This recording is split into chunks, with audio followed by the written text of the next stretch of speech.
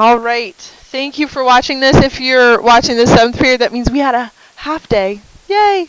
Hopefully you're enjoying the snow. All right. Thank you for watching this. That means you are staying with us and getting caught up. You're amazing. All right.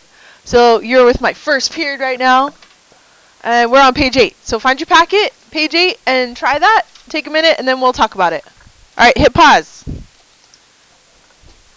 Alright, I'm going to flip to the next page. If you haven't finished this warm-up yet, go ahead and hit pause until you're finished. Alright, here are the answers.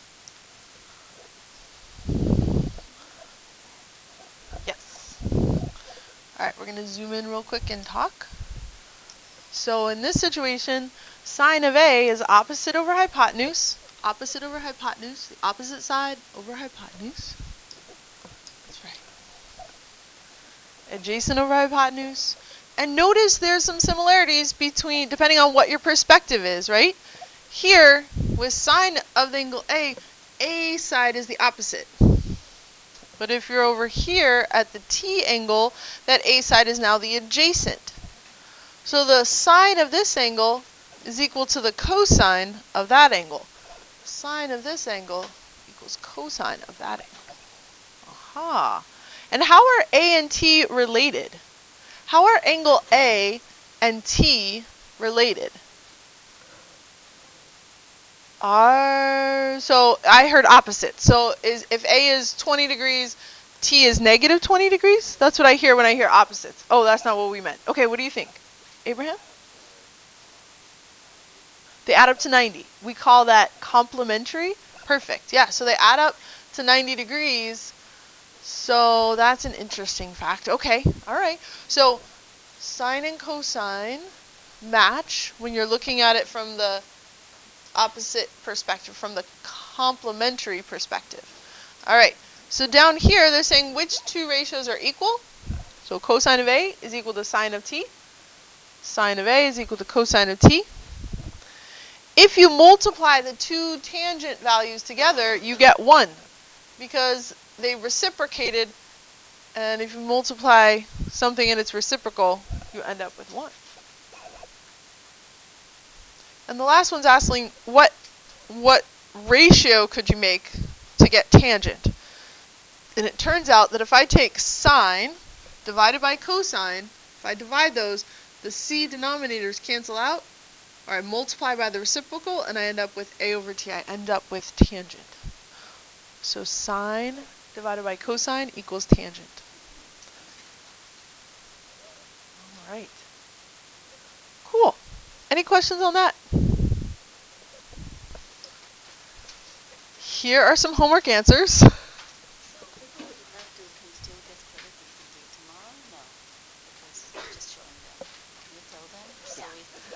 Sure. Okay. The expectation, this is an honors level class, the expectation is that when you have homework, you are doing it. We don't do late homework, but we don't get credit for late homework, but it's still important that you are doing it. A lot of you maybe didn't do the second half, but it's very important practice. If you're having trouble with it, please come see me and I will work with you. That's okay. Well, so in here it actually expresses, it says write it as a fraction in lowest terms. So you want to read the directions and see what it's asking for. All right.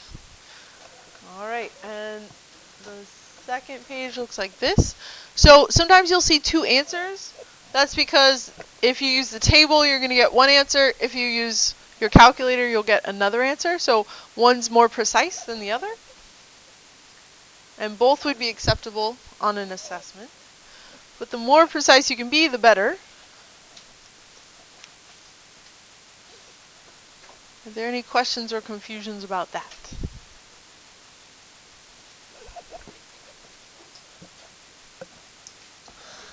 Okay, just to clarify, it looks like it said round to the nearest hundredth, and then we have thousandth here. And if that rounded to the hundredth, then that would be 49. And this would be 55.00 degrees. That one's okay. This one, you don't need that. It's rounded to the hundredths. Okay, sorry about that. All right. If you have any questions, those of you viewing at home, put a question mark and come see me.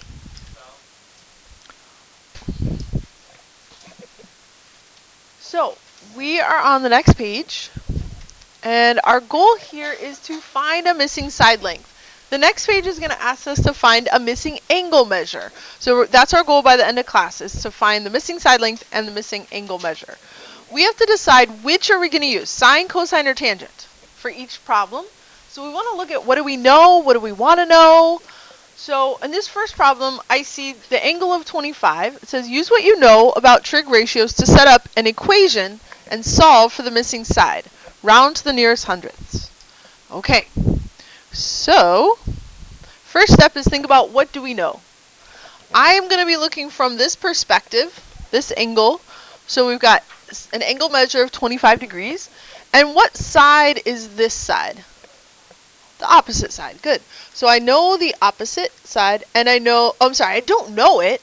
That's what I'm trying to find, right? That's my variable. But I want to involve the opposite side, and I want to involve the adjacent side. Good. So, which trig function, sine, cosine, or tangent, deals with the opposite and adjacent? Tangent. Good. So we're going to set up an equation for tangent. So we're going to write tangent of 25 degrees. And oftentimes you'll see parentheses. That does not mean we're multiplying. It's tangent of an angle. It's not tangent times an angle. So we're not going to divide by tangent because it's not a multiplication. This is one whole chunk. Tangent of 25, we can divide by that whole thing, but we can't separate them. Tangent of an angle is its own entity. Alright, let me undo my little circle there. Undo. Okay, so tangent of 25 degrees is equal to what ratio? X over 10. Good. Perfect. Alright, we are almost done. We want to solve for x. Right now we have x being divided by 10. How are we going to undo that? Divide by 10. Multiply both sides by 10. Great idea. Times 10. Okay. So 10 tangent of 25 degrees equals x. Now if I was doing an exact answer, that's what I would write on a test. If I did not have a calculator, that's what I would write. That is the answer.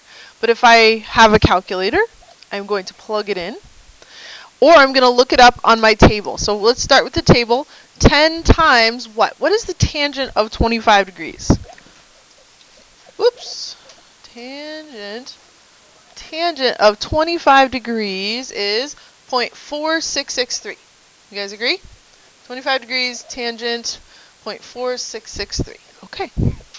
So 10 times 0.4663. If I multiply those together, multiply by 10, I get 4.663, or 4.66, if I round to the hundredths. All right, is that a degree measure? What did I just find, an angle or a side? The length of the side. Does that make sense? Like visually, that's 10, that's 4.66. It looks about right. All right, I know it may not be drawn to scale, but it makes sense. Let's do it on the calculator and see if that matches. So here we're going to say 10 times tangent of 25 degrees. Now I have to be careful and make sure that I'm in degree mode. If I'm not in degree mode, I hit mode, go down and over, change it to degree mode. I'm in degrees, so we're good. Hit enter, 4.663. All right. So round to hundredths, 2 places after decimal, we're good to go. All right, any questions? Calculator or table, both ways you can do it. All right, I will be quiet for a moment. I want you to try 2 and try 3. And one of them is different. So I want you to see where does the difference happen and then how we're going to figure out how to deal with that.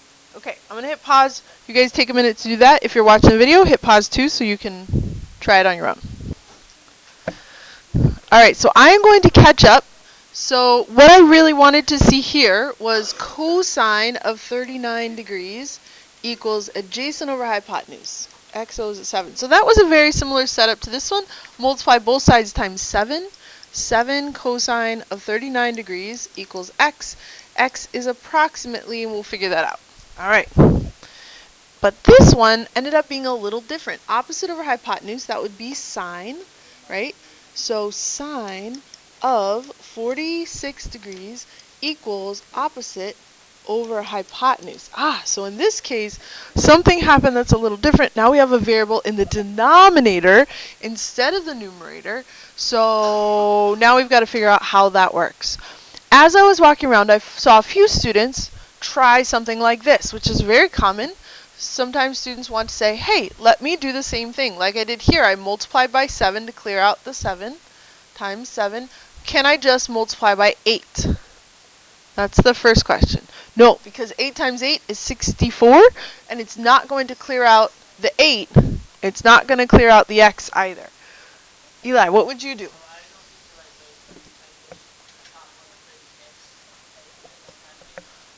All right. So Eli's suggesting we multiply by x on both sides. Okay? Multiply by x. Whoop, on both sides. The x's cancel, and we end up with 8 equals x. Pen is not wanting to work here. Sine of 46 degrees. All right. I like it. Bless you. Okay. Now, in order to get x by itself, so this is going to take 2 steps. We first multiplied by x, and then what do we need to do to get x by itself? Divide by sine of 46. It looks really complicated looking, but it's really just x times some number, right? If you look up on your table, what is sine of 46? It's really just this 4-digit number. Like you can find it, you can approximate it, it's a value. So it's x times some number equals 8. So divide by that number. Divide both sides by sine of 46. Okay, so we end up with x is exactly equal to 8, that's not an 8, sorry. 8 divided by sine of 46 degrees. Alright, so you could do that on your calculator or the table. 8 divided by sine of 46 degrees, and we get 11.12. X is about 11.12. Now, what if we do it with the table method? Let's check the table method. What's sine of 46 degrees? If I did it wrong, I think we'll notice it here. So, sine of 46 degrees. I'm going to first go to 46. It's at the top of the other side. All right. Sine of 46 degrees would be 0.7193. 0.7193. Did I write that correctly? 0.7193. And I need to take 8 and divide it by that decimal, right? So I'm going to take that 8 and divide it by 0.7193, and I get the same value. Okay, so I feel pretty confident that that is the correct answer. Alright, so I paused the video so you didn't hear, but Larissa just made a great suggestion. When she did this, she said, hey, I made it into a ratio.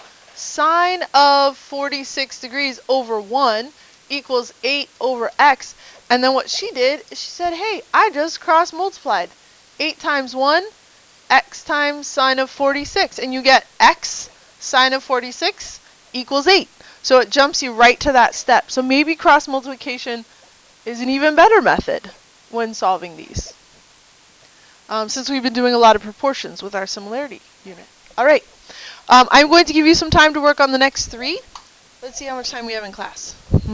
Okay, try a couple more, and we'll get some feedback. All right. If you haven't tried one yet, hit pause so you can try one. I'm just going to show you some answers.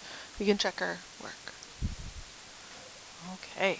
So in this situation, we get x tangent 46. Let me move this over a little. There you go. All right. Check your answers, see how you did. The one thing I don't like about this quote-unquote answer sheet is there aren't any approximation symbols. This is exact. Before we plug it in the calculator, it is exact. But once we've rounded, then these should be approximate symbols, because here we're approximating what x is. This may be exactly 15. I'm not sure. So it's exactly 15? It is rounded. Okay. All right. Okay. Sure. All right.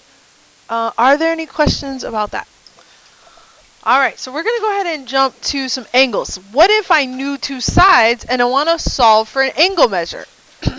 Like we were doing those problems with the sun and a flagpole. We knew the flagpole and its shadow. Well, if I know the flagpole and the shadow, I can find the angles, the angle of elevation or declination of whatever's going on. Okay, so here I'm going to mark this off so I know where I'm looking from. I want to find that angle, and we call that variable theta. And here I have what sides. Be careful. When the triangle's oriented this way, it's a little hard to recognize this. But this is the longest side right here, right? So this is our hypotenuse, and this is our adjacent side. Good. So which trig function are we using?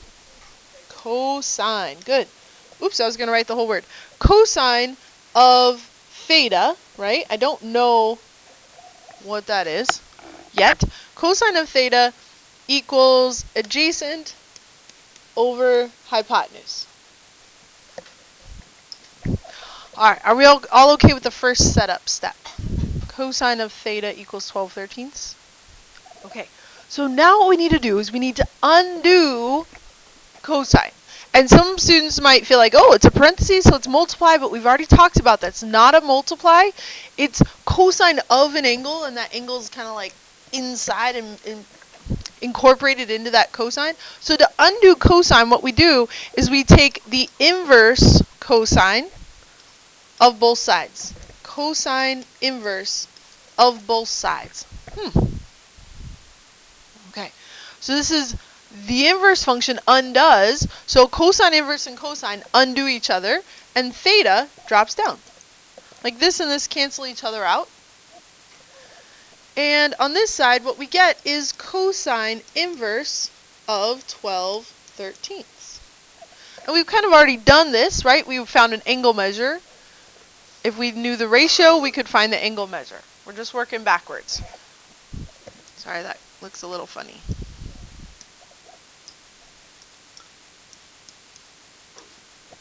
Okay, so in this case, we either need the calculator or the table. So if I'm using the table, what I'm going to do is I'm going to type 12/13 into a 4-function calculator, 12 divided by 13, and find that decimal.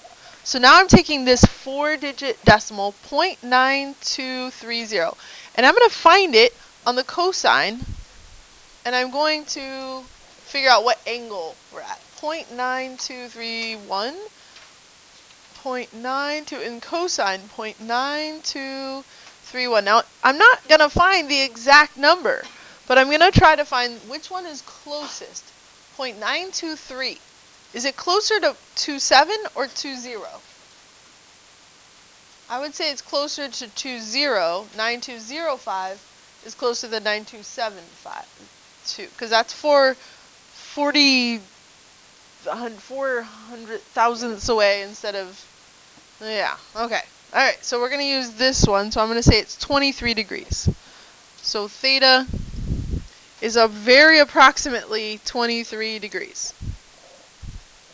Okay, so we worked backwards. If we use the calculator, we're going to do the inverse cosine. Question?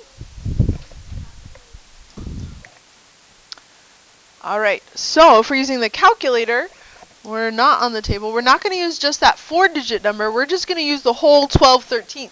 So we're going to say inverse cosine. So here's cosine. This blue above the cosine, the blue writing above, is our inverse. So we hit second to get to the inverse cosine. And then we're going to type in 12/13. 12 divided by 13. If you want, you can write the decimal. It doesn't matter. But I wouldn't want to write the decimal. Here I have it all. Okay. I wouldn't want to abbreviate, is what I was trying to say. You wouldn't want to round. You want to give it as much as you can. So here we get a more precise answer of 22.62. Theta is approximately 22.62 if we round degrees. So this is important that we're saying degrees because now we're finding an angle measure. Yes?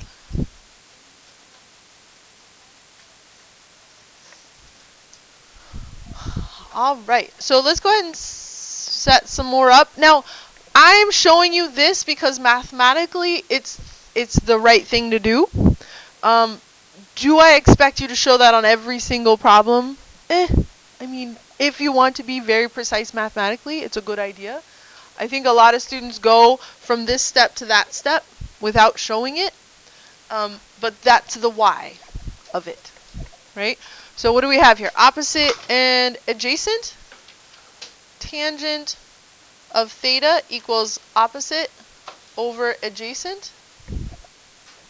So a lot of students will just jump to the next step and say, oh, well, I want to do the inverse. So the inverse tangent of 4/13, the inverse tangent of 4/13 will give me theta. A lot of students jump to that step. If you're comfortable jumping there, I'm okay with that. But mathematically, what we're doing is taking the inverse of both sides, and we end up with that. So then we just type that in our calculator, and we got this. Yeah. All right. So if you need a few more minutes to practice some of these, here we ended up with theta is about 17.1 degrees, or if you had the table, just 17 degrees. Take a minute, try some more. I'm going to show you the answers in just a second. So hit pause if you're not done yet. All right.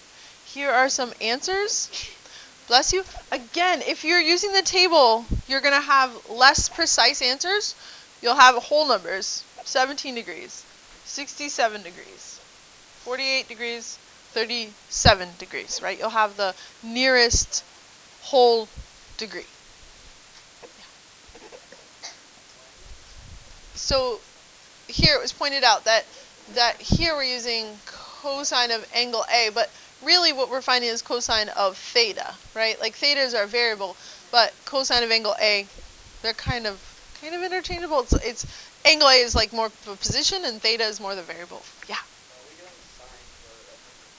Number 3, why would we do sine? Okay, so let's look at this. When they're sitting this way, sometimes it's hard to see that this is the hypotenuse, but this is the hypotenuse, and that is the opposite side, because that's the right angle. This is going to be the hypotenuse, so opposite over hypotenuse is why we're going to use sine. Yep. All right. We have a few more minutes. This is a good activity. One, just the concept of solving a triangle. If I ask you to solve a triangle, what am I asking you to do?